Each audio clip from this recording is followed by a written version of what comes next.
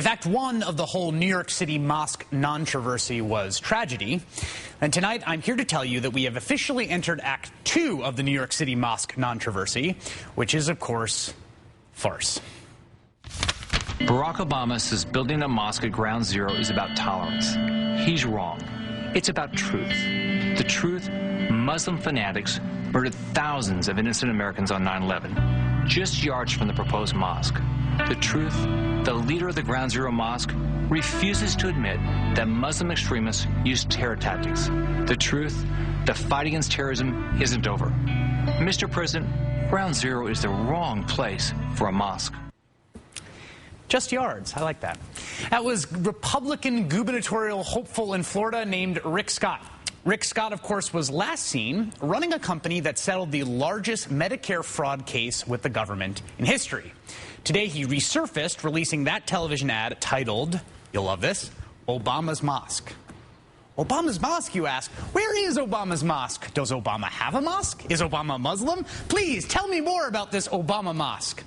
All right, it's not Obama's mosque. It is the proposed community center in Lower Manhattan that President Obama kind of endorsed. Oh, but it's not just Rick Scott making a fool of himself over this issue. This has ricocheted from downtown Manhattan to Washington to the great state of Florida and then back up to upstate New York.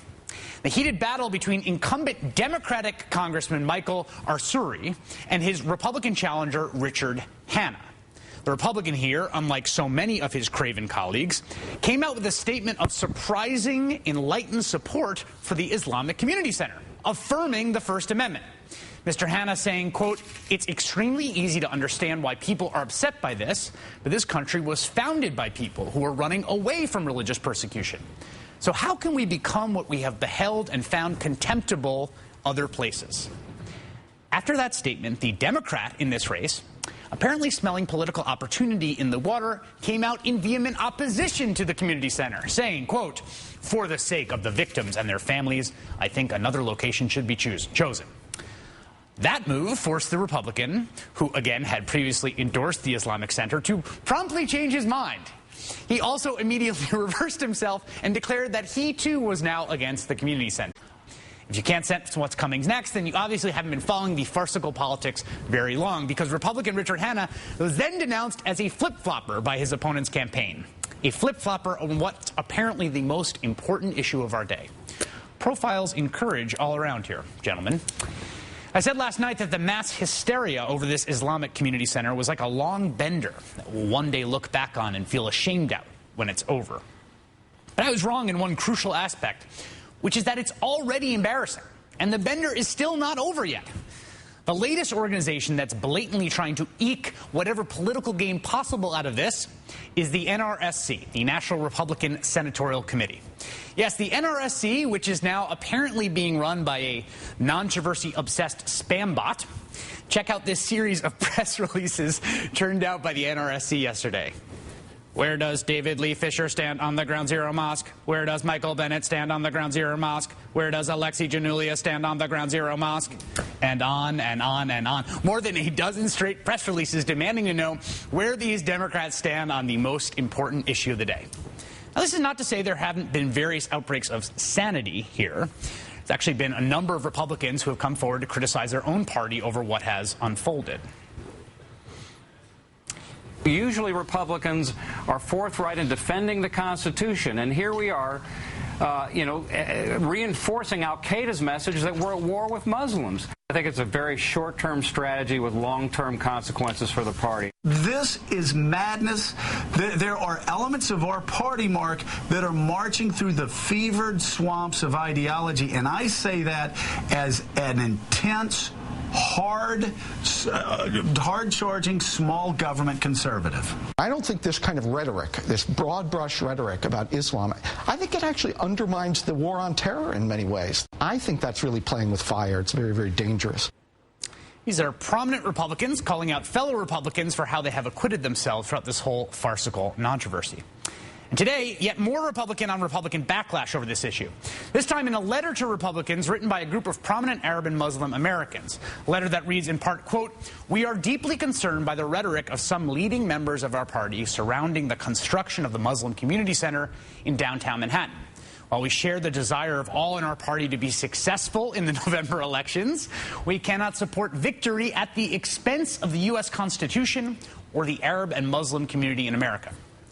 Joining us now is one of the signatories to that letter, Suhail Khan. He's a chairman of the Conservative Inclusion Coalition. He's also a former senior political appointee in the George W. Bush administration. Mr. Khan, thank you so much for joining us tonight. I really appreciate it. Thanks for having me.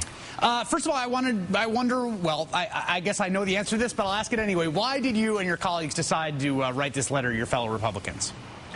Well, since the days of 9/11, we've seen that there's been a simmering boil of anti-Muslim rhetoric and hate from the fringe in our country, and unfortunately that's been there, but responsible leaders in both parties have been ignoring that fringe. But unfortunately now we see that responsibility has gone away, and now the leadership is embracing some of this hateful rhetoric, and it was disgusting and shameful. Disgusting and shameful is pretty close to how I feel about watching this unfold. Can you explain to me why this is happening now? I mean, I've really been shocked, I have to say. And there are figures like George Pataki, for instance, former governor of New York, who I never sort of took to be some big culture warrior. Newt Gingrich, even for all my disagreements with him, I've been surprised the role he's played. What is going through everybody's mind? Why is everybody doing this?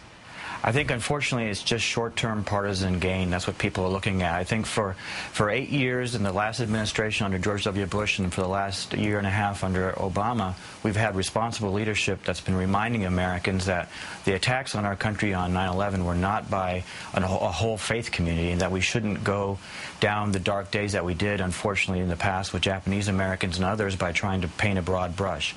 Unfortunately, again, that fringe element that wants to have a war and a clash of civilizations has unfortunately taken over to a certain degree, and that's why my colleagues and other responsible adults want to stand up and say enough. We need to stand up against this, and we need to be united as Americans as we go forward. Your former boss, President George W. Bush, has a book that's going to come out in the fall. I think today he gave a no comment on this. I wonder if you think he's the kind of voice that could actually stand up and say, hey, this is really insane, let's cool it here. We would welcome that. He was a voice of reason after 9/11, as you recall, reminding Americans that this was not a war on Islam, but a war on terrorists, that the terrorists tried to hijack a great faith. And time and time again, he made a very important effort to visit the Islamic centers and to remind Americans again that this is not something that we need to go down.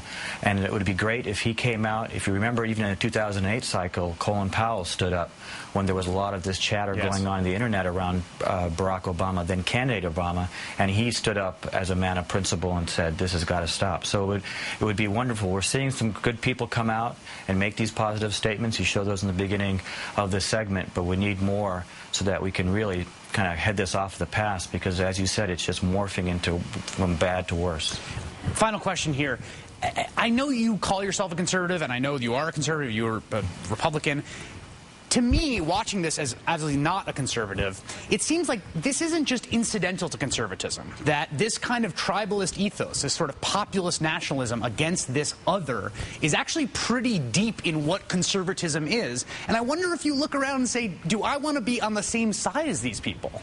I disagree with you on that. I think the conservative principles that I've always been drawn to is individual liberty, religious freedom, the respect for personal property, for private property, state and local control, and these are issues that are all at play in this controversy. And I just want to remind my fellow conservatives and all Americans that let's stick to those time-honored constitutional principles of individual liberty, and we'll be fine.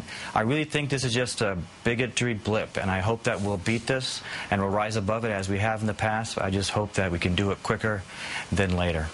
Bigotry blip, a wonderful coinage by Suhail Khan, a hopeful one, chairman of the Conservative Inclusion Coalition, former Bush administration senior political appointee. Thank you so much for your time tonight.